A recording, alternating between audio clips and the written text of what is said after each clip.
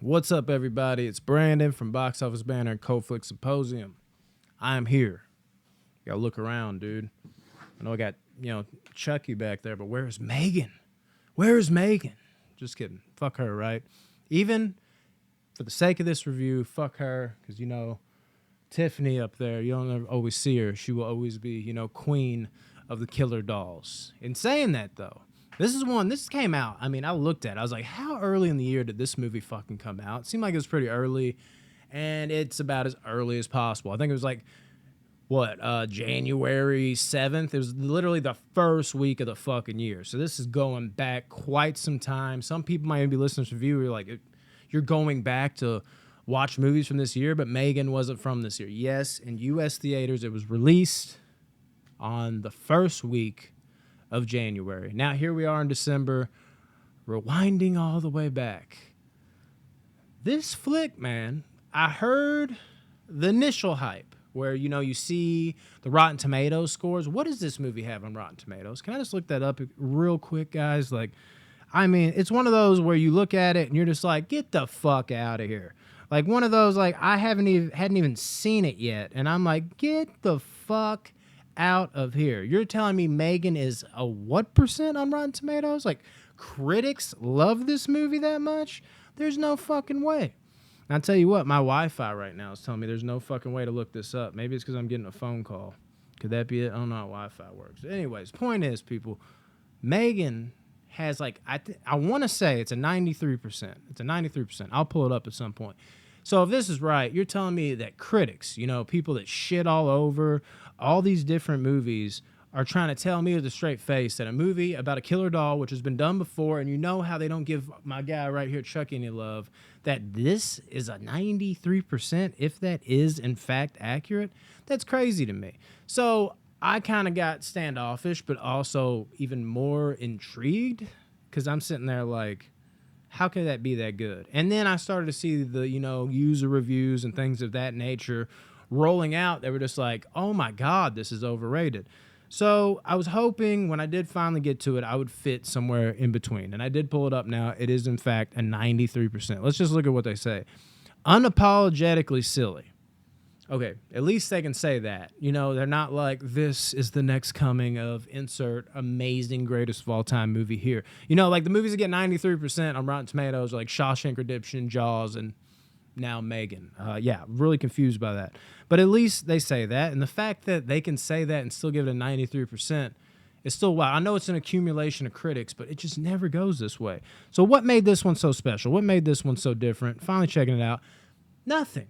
It's not any better than a lot of these types of movies, the upper echelon types. Because I can say, even at PG-13, this movie is a hell of a lot of fun, man.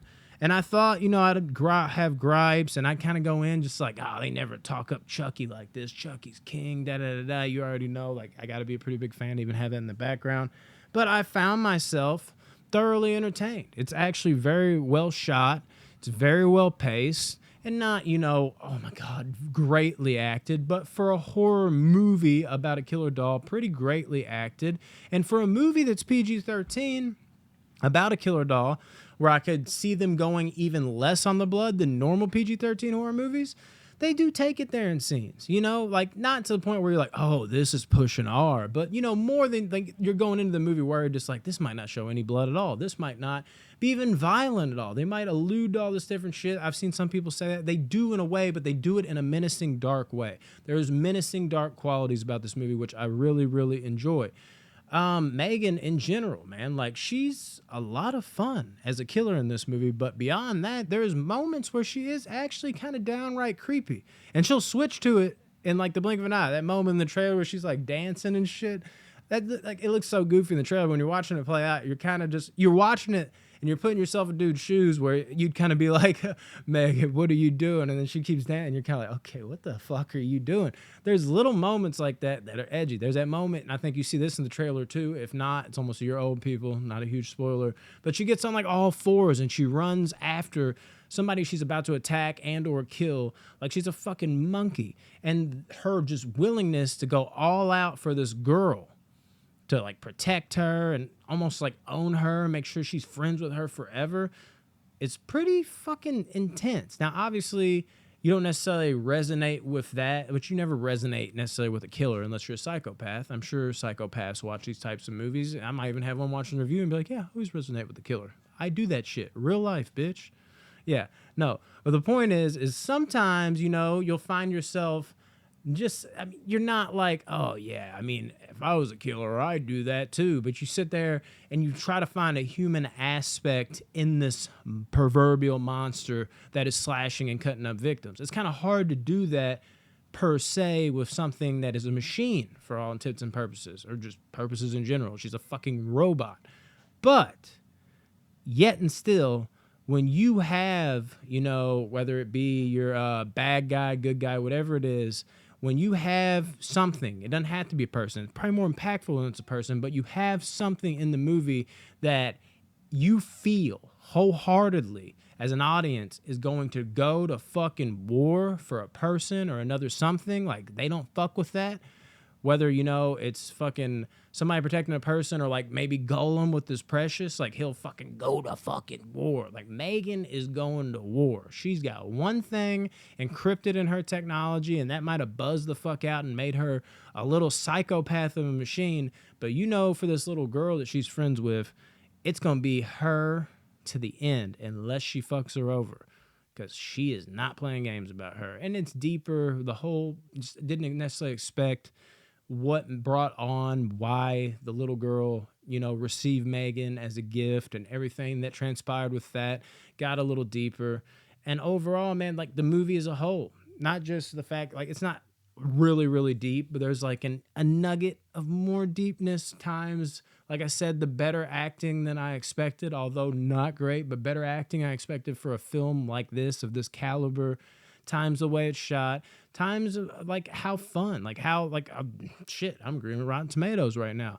Unapologetically silly. I get it. I get that now. That is pretty much what it is, but it does it in a way that doesn't get annoying. It's just fun. It's a fun fucking movie, man. Definitely check this one out if you're steered away from it. Because I remember the first time I saw the trailer, me and my other buddy were like, yeah, I'll definitely check that out at least. Had a couple other buddies just like, okay, not watching that. Don't do that, man. This is a fun fucking movie. Megan is worth your time, I think. Even at PG-13. I mean, she ain't no motherfucking, Charles Lee Ray in this bitch. Am I right? Am I right? What you got to say? You got something for me? I don't even know if you can hear that. You probably can. This mic picks up everything. Anyways, though, guys, love you. Like, share, subscribe, comment.